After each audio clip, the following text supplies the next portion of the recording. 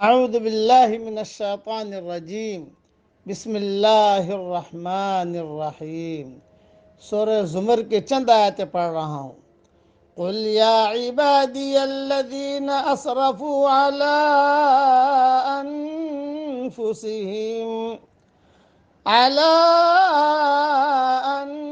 انفسہم لا تقنطوا من رحمت اللہ۔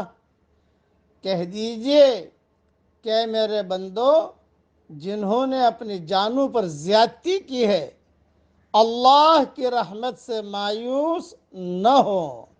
ان اللہ یغفر الذنوب جمیعا، بے شک اللہ تمام گناہوں کو معاف کر دیتا ہے۔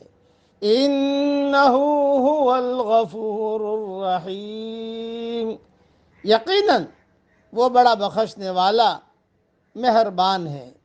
وَأَنِيبُوا إِلَىٰ رَبِّكُمْ وَأَسْلِمُوا لَهُ مِن قَبْلِ أَن يَأْتِيَكُمُ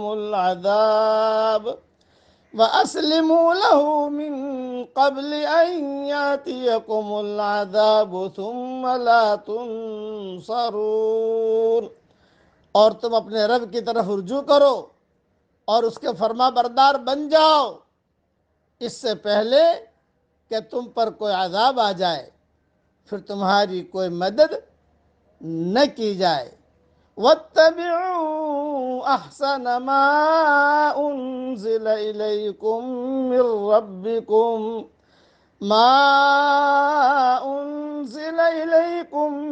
رَّبِّكُم مِّن قَبْلِ أَن يَأْتِيَكُمُ الْعَذَابُ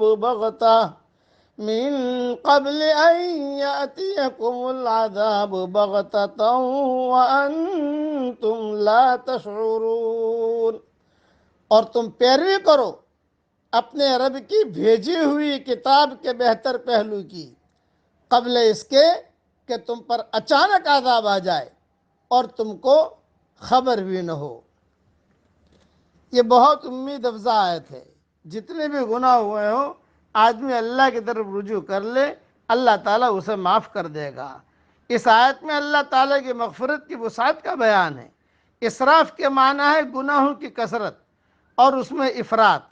اللہ کی رحمت سے نا امید نہ ہو کا مطلب ہے کہ ایمان لانے سے قبل یا توبہ اور استغفار کا احساس پیدا ہونے سے پہلے کتنے بھی گناہ کیے ہوں، انسان یہ نہ سمجھے کہ میں تو بہت زیادہ گنہگار ہوں، مجھے اللہ تعالیٰ کیوں کر معاف کرے گا۔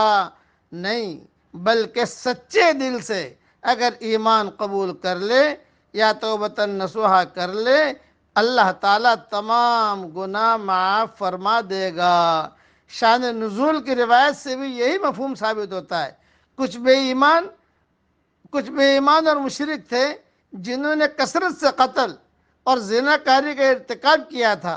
یہ حضور صلی اللہ علیہ وسلم کی خدمت میں حاضر ہوئے اور کہا کہ آپ صلی اللہ علیہ وسلم کی دعوت صحیح ہے، لیکن ہم لوگ بہت زیادہ خطا کار ہیں، اگر ہم ایمان لے آئے تو کیا وہ سب گناہ معاف ہو جائیں گے؟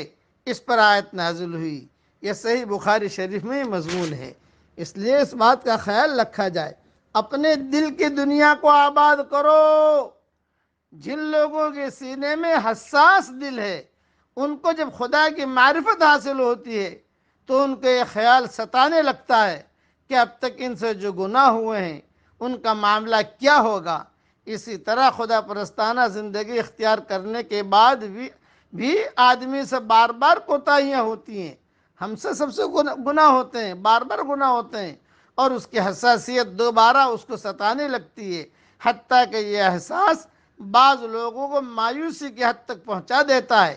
ایسے لوگوں کے لیے اللہ تعالیٰ نے اپنی کتاب میں یہ اعلان فرمایا کہ انہیں یقین کرنا چاہیے کہ ان کا معاملہ ایک ایسے خدا سے ہے جو غفور الرحیم ہے۔